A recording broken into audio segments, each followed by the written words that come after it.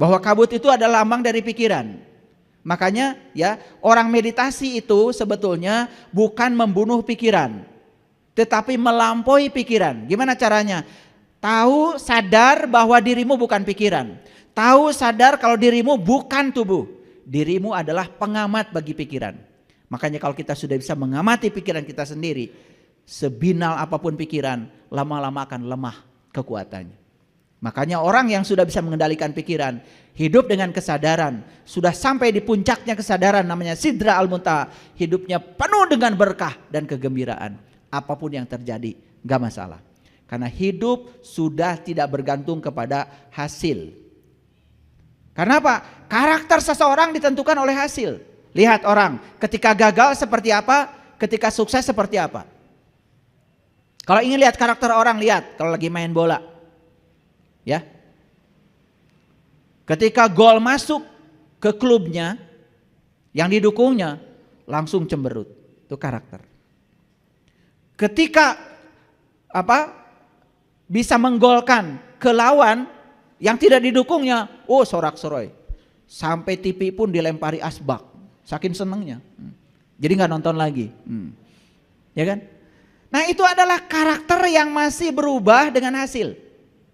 Saya yakin ya, kita selamanya hidup dalam dimensi itu. Karakter kita sangat mudah berubah dengan yang diinginkan, dengan yang tidak diinginkan. Orang yang sudah stabil karakternya itu sudah jadi langit biru. Langit biru itulah kesadaran. Langit biru itulah diri pribadi kita. Kabut bukan diri kita. Ada dan tiada. Datang dan pergi. Hitam dan putih. Makanya jadilah pengamat bagi kabut. Jangan jadi kabut. Kita akan terbawa arus kalau jadi kabut. Makanya lagu ini keren sekali.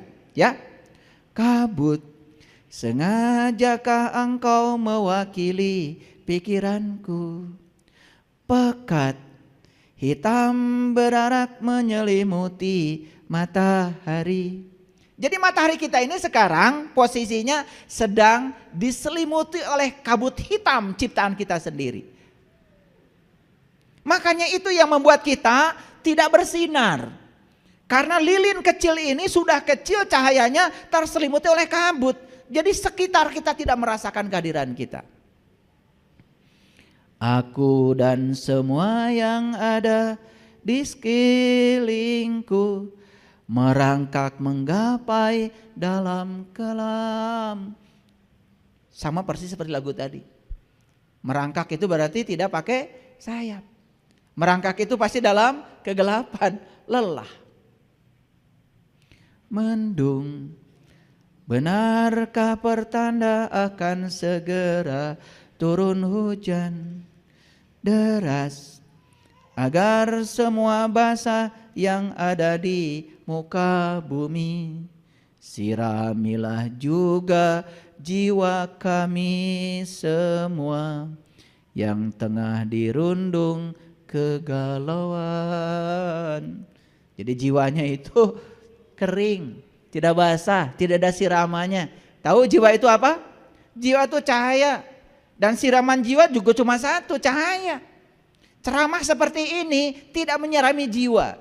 Ceramah saya ini hanya membangkitkan pikiran kalian supaya sadar bahwa jiwamu yang terbuat dari cahaya itu perlu makan hari ini, perlu nutrisi, dan selama ini kita abaikan. Maka jiwa itu disebut yatim. Yatim itu yang tak beribu, yang tak berbapak. Manusia tidak ada yang nggak punya ibu, nggak punya bapak, nggak ada. Jadi yatim dalam pengertian fisik itu sebetulnya tidak ada. Yatim itu yang ada adalah spiritual. Karena yatim itu yang tak beribu, yang tak berbapak. Berarti datangnya ke semesta tidak dilahirkan. Maka jiwa tidak dilahirkan, tapi jiwa ditiupkan. Makanya mentelantarkan yatim sebetulnya mentelantarkan jiwa kita sendiri. Coba kalian sholat. Ketika sholat, sibuk saja dengan gerakan-gerakan sholat. Sibuk dengan bacaan sholat. Sementara jiwamu merana. Sama sekali tidak dikasih nutrisi ketika sholat.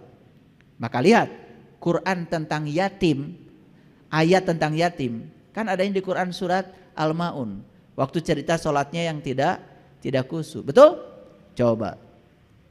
Ara'aital ladzi yukadzibu biddin. Fazalikal ladzi yad'ul yatim wa la yakhuddu ala ta'amil miskin fawailul limusallin. Jadi orang itu disebut celaka sholatnya ketika dia mentelantarkan yatimnya. Itu ada kaitan, yatim dengan sholat itu ada kaitan. Kalau kalian sholat tidak memberdayakan jiwamu, itu sholatnya mentelantarkan yatim. Itulah yang disebut dengan pendusta agama.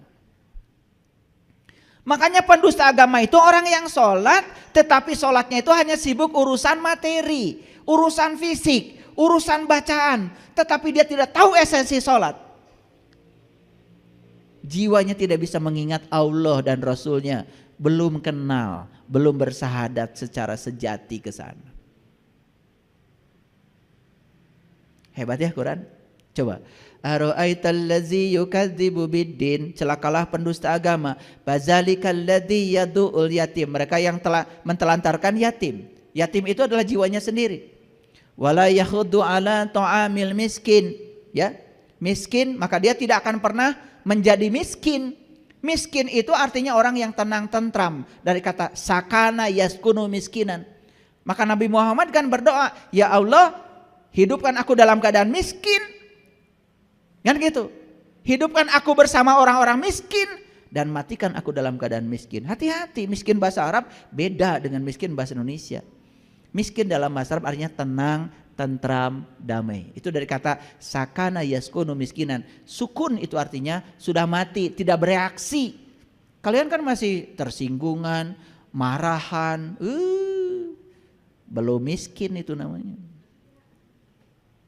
Jadi miskin dalam pengertian spiritual itu bukan kere, bukan gak punya apa-apa, tapi tenang, tentram, damai itu. Makanya Rasulullah minta dihidupkan bersama orang miskin, orang yang tenang, tentram, damai itu maksudnya. Wah, dan Rasulullah juga mengajarkan kita jangan kaya-kaya, miskin aja. Lah, mau ngaji aja sama saya gak punya ongkos. Ya, lanjut.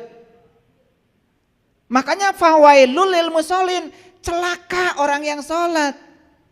Apa? Alladzina hum an sholatihim sahun. Sholatnya itu adalah sahun. Sahun itu lupa pada jiwanya sendiri.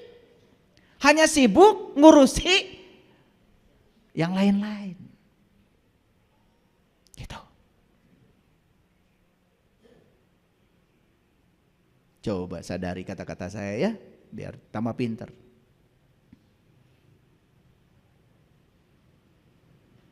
Tahu sekarang pendusta agama siapa? Yang mentelantarkan yatim, yang mentelantarkan jiwanya sendiri. Kalau jiwanya sendiri ditelantarkan, otomatis dia juga tidak akan punya cinta kasih. Tidak peduli pada orang lain. Siapa di dunia ini manusia yang selalu bersama ibu bapaknya? Ya pasti ibu bapaknya akan meninggal dong. Betul nggak? Dan yatim selama ini selalu berfokus ke sana. Iya. Sampai ada yang minta zakat ke saya, ayah saya yatim. Padahal dia pengusaha, karena bapak ibu saya sudah tidak ada, minta sumbangan. Itu kan kegagalan memahami yatim. Ya. Ya saya bilang iya aja, kamu itu memang yatim. Setiap hari mentelantarkan jiwamu sendiri. Makanya saya sumbang, tapi bukan duit. Ikut pelatihan biar tahu cara merawat jiwanya sendiri ya. Oke, lanjut dulu. Ini terminologi sederhana yang selama ini salah kita memahami. Maka di Quran Allah mengatakan innal munafiqina yukhadi'una Allah wa huwa khadi'uhum wa idza qamu ila shalah qamu kusala yura'unan nas wala yazkurunallaha illa qalila. Sesungguhnya orang munafik itu adalah orang yang suka menipu Allah. Siapa yang menipu Allah? Itu yang mentelantarkan jiwanya. Sehingga pada saat dia itu sedang sholat, jiwanya itu tidak memanunggal bersama Allah dan Rasulnya. Itu menipu Allah. Maka di Quran dikatakan wa iza qamu ila shalah qamu kusala. Dia sering sholat tapi sholatnya kusala. Kusala sudah jadi bahasa Sunda, keselan. Hayang buru-buru angges. Mun imam maca panjang, aduh imamna panjang teuing. Makanya mau taraweh aja muter ya, cari imam yang paling pendek. Itu namanya kusala, keselan. Karena tidak bisa merasakan enaknya sholat. Yang lucu kalian tidak pernah mencari ilmunya, itu saya tuh aneh. Yang kedua, yura'unan nas. Dia suka sholat tapi sholatnya ria. Yang ketiga, wala yazkurunallaha illa qalila. Dia tidak bisa mengingat Allah dalam sholatnya kecuali sedikit. Yang sedikit saja ingat Allahnya itu munafik. Ini kalian yang gak ingat sama sekali. Gelarnya apa? Saya gak tahu, belum menemukan di Quran. Karena yang munafik itu yang ingatnya sedikit. Nah yang model-model kalian yang gak ingat sama sekali, gak tahu itu, gak ada gelarnya di Quran. Cari aja nanti, kali aja ketemu, kasih tahu saya. Ya, roda zaman menggilas kita, terseret tertati-tati. Sungguh hidup terus diburu, berpacu dengan waktu. Coba lihat orang, semuanya dulu buru-buru, pengen buru-buru kaya, pengen buru-buru pintar, pengen buru-buru selesai, pengen buru-buru nyampe. Hanya menikmati perjalanan dari rumah ke tempat ngaji aja nggak ada waktu. Pengen buru-buru nyampe, makanya nyolot ke orang, merasa diri paling penting. Sehingga kita itu tidak pernah hadir. Coba kalau mau nyetir itu duduk dulu, sadari nafas, terima kasih ya Allah, tanganku masih bisa pegang setir, rasakan sensasi setir itu ke tangan, hadir di situ, nikmati. Tadi pagi saya kirim, karena lagi nyiram pohon anggrek itu, saya dikasih pohon anggrek dulu 2 tahun yang lalu sama Kang Nobi. 2 tahun yang lalu sudah berbunga tuh. Saya menunggu 2 tahun tuh pohon anggrek, saya siram tiap hari. Ya, alhamdulillah hari ini dia keluar bunganya indah sekali dan saya tadi foto saya kirim ke semua grup. Pelajarannya cuma satu, lihatlah pohon anggrek tidak pernah terburu-buru tapi juga selesai. Karena alam selalu mengajarkan untuk tidak terburu-buru tapi selesai. Karena alam sedang mengajarkan kepada kita nikmati setiap prosesnya. Kita selalu berfokus pada hasil. Saya kemarin bicara itu di proyek sana di Jelekong. Saya cuma bicara begini. Proyek ini jadi akan saya tinggalkan mati. Proyek ini tidak jadi akan saya tinggalkan mati. Terus apa pentingnya bagi saya jadi tidak jadi? Yang paling penting hari ini saya berkontribusi apa pada proyek ini. Maka saya gak pusing. Gak pusing. Itu bedanya kalian dengan saya. Main lihat saya tenang aja walaupun saldo negatif, pembangunan jalan terus. Gak pernah pusing saya. Yang negatif itu saldo saya, saldo Allah mah gak pernah negatif, tanpa batas.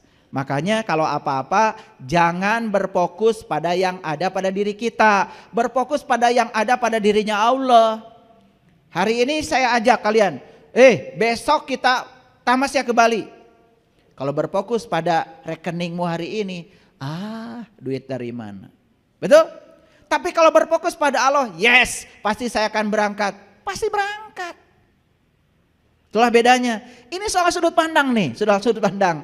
Begitu salah menggunakan pikiran, salah meresonansi semua potensi yang ada di semesta. Akibatnya semua potensi-potensi itu tidak sempat kita sentuh dengan getaran kita. Hati-hati, makanya nanti belajar ya. Belajar the power of now, belajar mindfulness. Karena kita ini hebat sebetulnya. Kita ini hebat, cuman kita tidak tahu hebatnya kita. Karena selama ini kita salah memperlakukan diri kita sendiri. Lalu kita digilas oleh zaman. Apa yang terjadi? Terseret tertati-tati. Hidupnya selalu diburu. Coba lihat, sudah jelas jalan macet masuk dari sini. Dari kanan. Yang dari sana atuh tersendat. Nih yang masuk dari sini pakai peci juga habis sholat.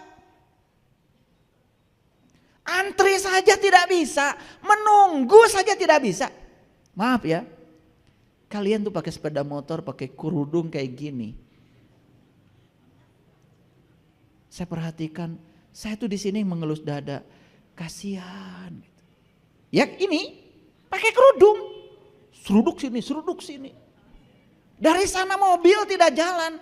Kalau nggak pakai kerudung sih, nggak pakai identitas, saya mungkin tidak masalah. Kamu tuh pakai identitas. Maaf ya, kesel saya. Ini terpaksa diomongkan ya, mumpung ada barangnya. Karena saya tuh nggak mau ngomongin orang. Saya kalau ngomongin setan aja, setannya saya undang. Kayaknya saya nggak pernah membicarakan.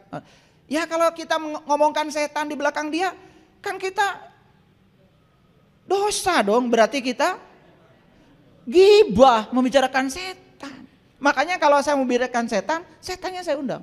Tanya murid-murid saya kalau mau bicara setan pun saya undang setannya. Iya, pakai kacamata, iya, pakai kerudung, pakai peci, pada hadir. Makanya saya enak ngomongnya, kan di depan dia. Jadi saya tidak gibah. Iya. Saya mau ngomongin Firaun aja, saya hadirkan Firaunnya. Iya, makanya saya nggak pernah punya dosa, nggak pernah menggibah. Kan banyak yang ngomong, oh dulu Firaun, itu gibah. Kalau saya enggak, Firaunnya saya datangkan dulu. Saya tanya dulu, saya jelaskan Firaun itu yang suka membunuh anak laki-laki hidup-hidup dan membiarkan anak perempuannya tidak dibunuh, kan gitu. Itu definisi Firaun versi Quran. Laki-laki dibunuh, perempuan dibiarkan hidup. Itu Firaun. Laki-laki itu lambang rohani. Rohani itu adalah dirimu, diri sejatimu. Gak pernah diurus, gak pernah dikasih nutrisi, ditelantarkan. Jadi siapapun yang mentelantarkan jiwa, itu Firaun. Jadi dari tadi saya bicara dengan siapa? Makanya saya tidak gibah. Firaunnya ada kok, ketawa-tawa. Sebelah sini juga ada. Jadi bukan hanya sebelah sana. Makanya saya nggak pernah gibah. Saya cerita Musa pun saya undang Musanya kok. Iya. Gitu. Makanya saya nggak pernah gibah. Karena semua itu faktual, konseptual, kontekstual. Yuk kita lihat. Tak ada yang dapat menolong selain yang ini saya kurang setuju liriknya. Yang di sini. Jadi yang ini saya kurang setuju, makanya saya akan ubah lagunya. Semoga tidak marah penciptanya. Tak ada yang dapat menolong selain yang di sini. Tak ada yang dapat membantu selain yang di sini. Gitu. Dialah Tuhan, gitu. Ya Tuhan kan di sini bukan di sana. Ya di sana juga ada. Tetapi yang di sana tidak bisa menolong. Yang bisa menolong itu yang di sini. Setan di sini, malaikat di sini, Allah di sini, semua yang dapat menolong ya di sini, bukan di sana. Makanya dalam bahasa Arab itu ada zalika, diartikan itu. Tapi ada ahli tafsir yang mengatakan zalika itu ini. Saya tidak menyalahkan, itu dua-duanya hebat, dua-duanya benar. Kenapa? Sesuatu yang masih jauh, ya itu. Tapi sesuatu yang jauh harus diubah menjadi dekat. Jadi ini, coba ketika air masih di dalam sumur, kamu bilang itu. Begitu sudah nimba, ini air. Betul nggak? Nah artinya dari itu ke ini harus ada upaya. Gak apa-apa kalau yang menolong di sana. Tetapi yang di sana pindahkan ke sini. Ngerti maksud saya? Jadi semua yang dapat menolong kita adalah hanya diri kita sendiri, bukan yang di sana. Saya khawatir kalau yang di sana nanti kita terlalu bergantung kepada situasi di luar diri kita. Yang menolong penyakit kita, kita sendiri. Yang menolong ekonomi kita, kita sendiri. Yang menolong lilin kita hari ini kegelapan supaya nyala, kita sendiri. Yang bisa menyalakan jiwa kita, kita sendiri. Gitu. Setuju? Oke. Jadi hidup tuh jangan eueuh pakai eueuh. Selama ini kita itu terlalu eueuh pakai eueuh. Kita kondisikan agar setiap orang di luar diri kita harus setuju pada kita. Kita kondisikan agar setiap orang di luar diri kita harus baik kepada kita. Apa yang terjadi? Begitu tidak sesuai dengan keinginanmu, kamu akan sakit hati. Salahmu sendiri mengkondisikan orang harus seperti yang kau mau. Kondisikan dirimu, jangan kondisikan orang. Kamu tidak punya tanggung jawab untuk mengubah orang. Tanggung jawab kamu adalah mengubah dirimu sendiri. Itu jalan baru yang sudah saya sebarkan di berbagai kajian-kajian saya. Jangan minta dicintai, mulai mencintai. Jangan merengek-rengek dicintai, ungkapkan cintamu. Hadiah mengungkapkan cinta, pasti cinta. Maaf, jika pasanganmu kurang perhatian pada kamu, ungkapkan terus cinta. Nanti juga akan datang cinta itu. Bukan, kamu harus begini, kamu harus begini. Harus pulang jam sekian, harus pulang jam, gak pulang-pulang. Iya. Jadi sama Bang Toyib itu karena salah kendali. Iya, nggak pulang-pulang kalau gitu. Ya sudah, jangan usil, jangan komentar, maafkan dan biarkan. Itu aja kok, sederhana ilmunya. Cuman ilmu yang luar biasa ini prakteknya memang tidak terlalu akrab dengan kehidupan kita. Oke, stop, sekarang lagu udah selesai. Mari kita masuk. Bagaimana menyalakan kembali lilin yang telah mati? Jadi sekarang ini ibaratnya mentari ini sudah tua. Bulan yang genit ini sudah nggak ada lagi. Sudah tidak berpijar, senyumnya sudah hilang. Dari kecil kita selalu ditakut-takuti. Mohon maaf, kita pun ibadah. Selalu kalau ditanya kenapa Anda ibadah? Wajib. Dilaksanakan dapat pahala, ditinggal dapat siksa. Menakutkan ibadah itu. Tidak ada yang ibadah karena cinta, jarang. Bagaimana bisa cinta kepada Allah? Ketemu aja enggak. Karena syaratnya cinta itu kan harus sering ketemunya. Ya, dalilnya kan witing tresno jalaran soko kulino. Timbulnya tresno itu karena kulino. Sering ketemu. Jadi saya kasih tahu, bertemu Allah itu mudah. Sangat mudah, lebih mudah daripada ketemu Pak RT.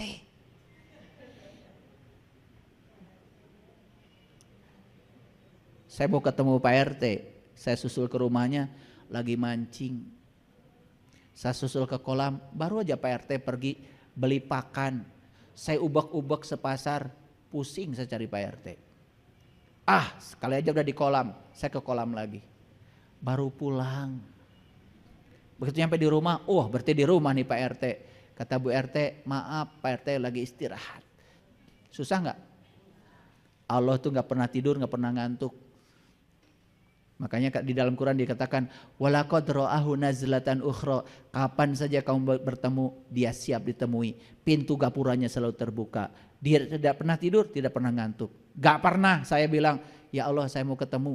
Kata Allah, sorry, rapat. Atau kata Allah, maaf sedang istirahat. Gak ada. Allah tuh gak pernah istirahat. Kapan saya bisa ditemui? Jadi kalau ada orang mengatakan berjumpa dengan jati diri itu susah, itu orang yang kurang ilmu aja sebetulnya. Ya, lanjut. Pertama, perhatikan saya. Sadari bahwa manusia adalah makhluk cahaya yang sedang dikaryakan di semesta ini.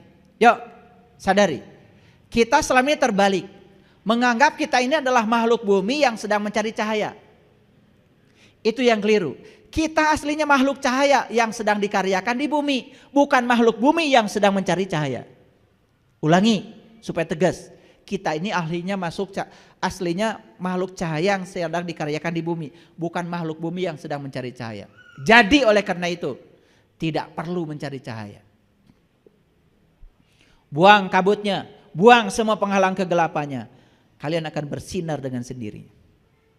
Persis seperti nyapu. Nyapu tidak pernah mencari yang bersih. Betul? Nyapu tuh selalu cari yang kotor. Begitu yang kotornya disingkirkan, sisanya bersih, bukan? Jadi bersih itu sifat alami. Jadi terangnya diri sejati kita itu sifat alami. Tidak usah kita mencari terang. Malu atau sama pohon. Pohon di mana-mana pasti mencari cahaya, bukan? Coba taruh pohon di tempat gelap, pasti dia akan mencari cahaya.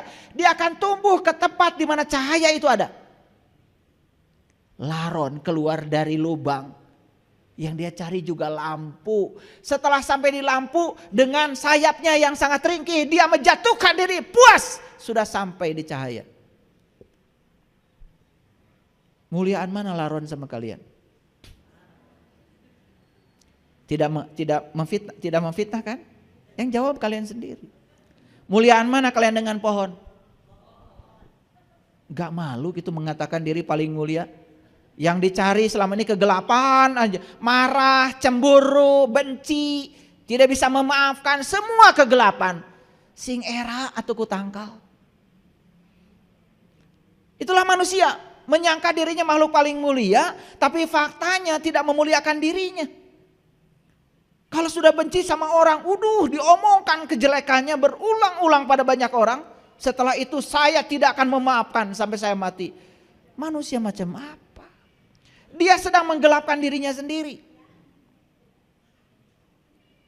Ulangi lagi. Sadari manusia adalah makhluk cahaya yang sedang dikaryakan di bumi. Jadi kalau kita ini makhluk cahaya, maka tugas utama manusia apa? Menyebarkan cahaya. Yuk, tugasmu di semesta ini menyebarkan cahaya. Makanya Bismillahirrahmanirrahim. Atas nama Allah yang Maha Pengasih, Maha Penyayang. Ya Allah, aku datang ke semesta ini untuk menjadi kepanjangan tanganmu, menyampaikan cinta kasihmu yang kau titipkan padaku. Saksikan saya. Kalau kalian mengubah bismillahnya dengan niat seperti itu, kerjaan apapun pasti berkah. Kenapa selama ini kerjaan tidak berkah? Dagang ini gak laku, dagang itu gak laku, bisnis ini gagal, bisnis itu gagal. Kenapa? Kalian lupa bahwa kalian datang ke sini untuk tujuan Tuhan, bukan untuk tujuanmu. Kalian lupa datang ke sini bukan mewakili ambisimu, mewakili Allah. Apa yang kalian lakukan? Mewakili ambisimu, mewakili keinginanmu, itu yang terjadi. Paksakan. Bahkan nyogok-menyogok pun tidak masalah. Yang penting ambisimu tercapai. Sudah melanggar dari jati dirimu sendiri. Itu yang menyebabkan lilinmu tidak pernah hidup.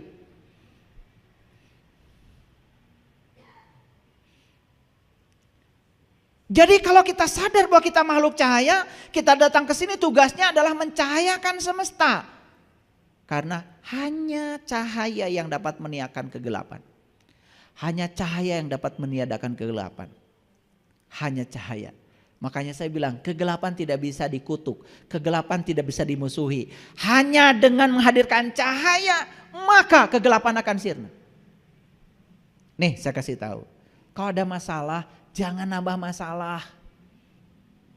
Anak naik sepeda motor. Sepeda motornya baru. Kemudian nabrak jatuh. Gak usah dimarahi. Anak masih nelpon aja sudah bagus. Berarti masih hidup. Betul gak? Iya. Harusnya sudah nak, gak apa-apa. Pasti ada pesannya kan buat kamu. Berarti kamu nanti harus lebih hati-hati. Sepeda motornya hancur, ke bengkel kan. Saya ini baret ke puskesmas. Tukang bakso ketabrak, ganti baksonya. Gitu aja sederhana. Nah kita ini sering mempermasalahkan sesuatu yang sesungguhnya tidak perlu dimasalahkan. Karena reaksi kita yang buruk terhadap masalah, itu kegelapan. Makanya Rasulullah mengatakan ciri orang yang sudah sempurna imannya, bijaksana. Jual beli saja dia bikin enteng. Urusan dengan orang dibuat enteng. Coba berurusan dengan orang uang, bikin enteng aja. Sudah uang yang dipinjamkan kepada kamu. Kalau kamu sanggup bayar, saya doakan semoga kamu banyak rezeki. Kalau kamu gak sanggup bayar, sudah saya juga gak ingat lagi. Duit saya lebih banyak daripada yang pinjamkan sama kamu. Mengentengkan transaksi itu keren, itu luar biasa. Itu ciri orang yang bercahaya. Mumet. Pakai debt collector lagi. Apaan sih kalian itu? Ya. Jika perlu rampas rumahnya, jika perlu rampas sepeda motornya. Ya Allah. Kalau kalian merampas, kalian juga akan dirampas suatu saat. Karena alam ini punya mekanisme sendiri. Betul, itu yang namanya karma. Kalau kalian nyubit ke orang, kalian juga akan dicubit orang dengan setimpal. Tidak akan berkurang. Ulangi, sadar kalau kita makhluk cahaya? Oke, nanti ayat-ayatnya kita sampaikan. Jadi tugas kita apa? mencahayakan. Jangan menambah kegelapan semesta ini. Semesta ini sudah gelap. Kenapa? Terlalu banyak orang yang menyumbang kegelapan. Ya, aduh, kalau kita lihat ya, apalagi di tahun politik, komentar-komentar tuh lupa kalau dia itu makhluk cahaya, harusnya mencahayakan, membuat rakyat jadi tenang, jadi rileks, ya. Demokrasi itu harusnya, ya, pemilu itu harusnya pesta demokrasi. Pesta itu penuh dengan kegembiraan, banyak ketawa-ketawanya, gitu. Pesta terus begitu. Bukan nakut-nakuti orang, membohongi orang, merayu-rayu orang. Maaf ya, saya bicara global supaya kita semua sadar. Yuk, dalam cahayanya manusia tidak akan mengalami salah persepsi dan salah proyeksi. Pertanyaan, mengapa selama ini sering salah persepsi, salah proyeksi? Satu masalahmu, karena diri sejatimu masih dalam kegelapan. Matahari rohani dalam diri kita belum bersinar. Kita hanya bisa melihat matahari yang di luar, matahari yang di dalam nyelum. Gimana caranya? Mudah sekali. Ketika Rasulullah ditanya sama malaikat Jibril, ya Rasulullah, berapa jauh jarak antara dunia dan akhirat? Rasulullah mengatakan, 1 kedipan mata saya. 1 kedipan mata saya. Bisa kalau tahu ilmunya. Mau? Mau sekarang atau nanti? Nanti. Kalau yang ini nanti enak aja. Belum tentu semua orang yang di sini butuh ini, belum tentu. Karena kata Nabi menyampaikan ilmu kepada mereka yang tidak butuh suatu kezaliman. Menahan ilmu dari yang butuh suatu kezaliman. Makanya ilmu ada ilmu umum, ilmu khusus. Ilmu umum disampaikan di tempat umum kayak gini. Ilmu khusus hanya disampaikan di tempat khusus, pada orang khusus, pada waktu yang khusus, disampaikan dengan cara yang khusus. Paham maksud saya? Ya. Saya doakan semoga ada umurnya sampai di situ. Lanjut dulu. Ya. Membaca kitab suci dengan mata lahir hanya akan melihat firman-Nya sebatas kata-kata. Lihat saya semuanya. Membaca kitab suci dengan mata ini hanya melihat rangkaian kata-kata saja. Jadi firman Tuhan itu hanya kelihatan sebagai rangkaian kata-kata saja. Bismillahirrahmanirrahim. Hanya rangkaian kata-kata saja. Kalau melihat kitab suci dengan mata lahir ini. Bagaimana kalau melihat kitab suci dengan pikiran? Dengan kepintaran? Kita hanya akan melihat firman Tuhan sebatas pengetahuan.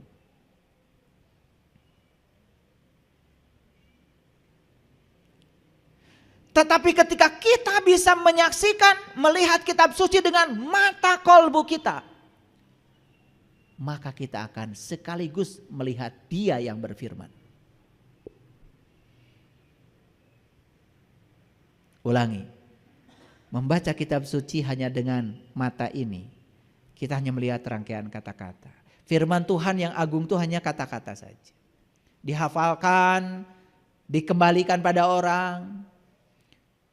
Bagaimana kalau dengan pikiran melihatnya? Kalau dengan pikiran kita hanya melihat firman Tuhan sebagai pengetahuan.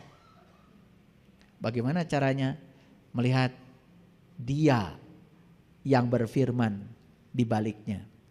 Hanya dengan satu, melihatnya harus dengan terang mata kolbumu. Sudah bisa mengalami yang ketiga? Nih, yang sudah pada bisa mengalami yang ketiga, saya kasih tahu. Sesulit apapun kitab suci, serumit apapun yang namanya ayat-ayat mutasabihat, ngerti sendiri, tinggal yes, gitu aja. Begitu saya sudah bimbing seseorang untuk menyaksikan matahari rohani dalam dirinya, saya bacakan, ayo ikut saya. Allahu nurus samawati wal ar. Allah adalah cahaya langit dan bumi. Gimana? Yes. Kenapa? Nangis kalau sudah mengalami. Masalun nurihi kamishkatin fiha misbah. Cahayanya itu persis seperti misbah, lampu. Gimana? Yes. Al-misbahu fi jujaja. Lampu itu ada dalam kaca. Ajujajatu ka'annaha kaukab. Kaca itu berkilauan seperti bintang, seperti mutiara. Gimana? Yes. Karena mengalami semuanya yang dikatakan. Jadi tinggal yes, yes, yes. Coba yang belum mengalami, bingung kan? Tuh. Ajujajatu kaukab duriyyu yuqadu min sajaratim mubarakah zaitunatil la sarkiyah wala gorbiyah.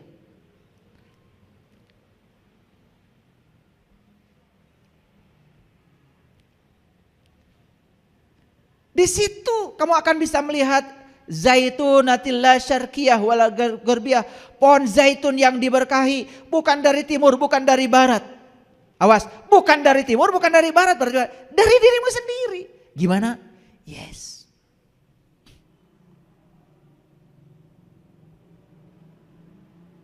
Walau lam tamsas hunar. Dia itu sudah bercahaya walaupun tidak sentuh api. Gimana? Yes. Nur ala nur. Yahdillahu linuri mayyasha.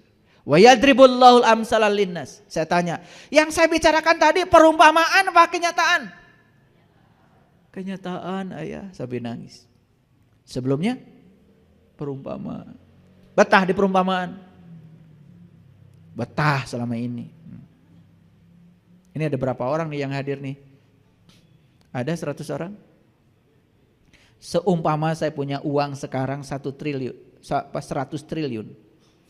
Saya kasih semua kalian itu pulang satu orang 1 triliun. Gak sayang saya.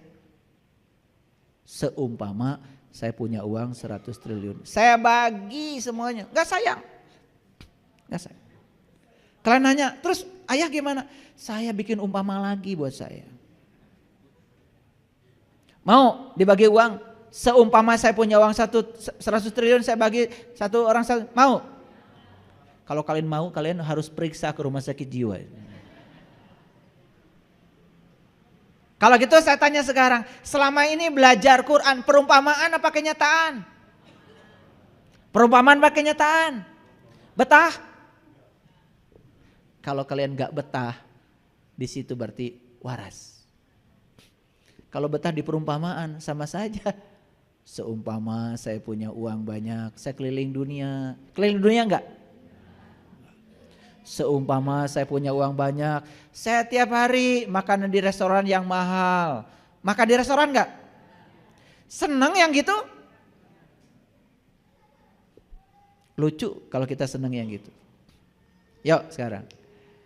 Sesulit apapun kitab suci, kalau kita sudah tahu ilmunya, tahu caranya, tidak ada lagi yang namanya perumpamaan. Semua adalah nyata senyata-nyatanya. Saya bilang, dulu ada pemuda masuk ke dalam gua. Setelah masuk ke dalam gua, dia berubah jadi pemuda yang beriman. Namanya Ashabul Kahfi. Puas dengar cerita itu? Puas dengar cerita itu? Kalau yang waras, gimana caranya supaya saya jadi Ashabul Kahfi? Saya pengen masuk juga dong ke dalam gua supaya saya jadi orang beriman. Guanya ada di mana? Kan pasti nanya. Gitu gak belajar selama ini? Oh, Ashabul Kahfi itu tidurnya 300 tahun dan ditambah 9 tahun.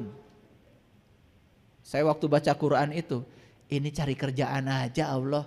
Kenapa sih tidak langsung tidurnya 309 tahun? Susah amat. Tapi di Quran itu dikatakan tidurnya 300 tahun dan ditambah 9 tahun. Gak mungkin sekelas Allah berfirman, gak ada maksudnya. Dan saya tanya sama Allah, ya Allah apa maksudnya? Ternyata. Pengen tahu? Nanti. Ya alami dulu. Harus tidur dulu kalian 300 tahun dan ditambah 9 tahun. Berapa umurnya Ashabul Kahfi tidurnya selama itu? Lagian ngapain masuk gua kalau cuma tidur doang? Betul nggak? Ini tidur bahasa Quran. Tidur itu artinya nggak ingat apa-apa. Nggak ingat apa-apa yang di dunia ini. Itu namanya fana billah. Karena manunggal bersama Allah. Itu tidurnya orang yang berilmu begitu. Bukan tidur ngorok kayak kalian. Cuman kata tidur dipahami oleh otak kita tidur seperti ngorok. Padahal itu tidur yang dimaksud adalah gak ingat apa-apa yang di dunia ini. Begitu ketemu dengan dia, fana billah. Itu yang sebenarnya tauhid. Sudah ngalami gitu belum? Belum ngalami. Kalian baca la ilaha illallah. Tiada Tuhan selain Allah. Ngomong doang. Kalau tidak ada Tuhan selain Allah, ya berarti kita pun tidak ada. Yang ada cuma dia. Yang mana yang bukan dia? Betul? Karena cuma ngomong la ilaha illallahnya, cuma dibaca 100 kali habis sholat, apa yang terjadi? Kesadaranmu tidak pernah berubah. Hidupnya gitu-gitu aja. Kalau orangnya sudah la ilaha illallah, tidak ada Tuhan selain Allah, tidak ada selain dia. Apapun yang terjadi pasti dia di belakangnya. Saya terima. Gak ada penolakan lagi. Gitu gak hidupmu? Enggak. Ditipu orang terima? Kalau yang sudah la ilaha illallah gak gitu. Sekalipun itu menyakitkan saat ini, tapi pasti di belakangnya Allah sedang mengajarkan sesuatu. Supaya kamu tidak melekat pada hartamu. Aku ambil sementara waktu hartamu. Orang yang sadar dengan la ilaha illallah. La ilaha illallah itu menenangkan. Karena kalian terlalu sibuk baca. La ilaha illallah tidak jadi sikap, tidak jadi sudut pandang dalam hidup. Apa yang terjadi? Cuman pintar baca doa.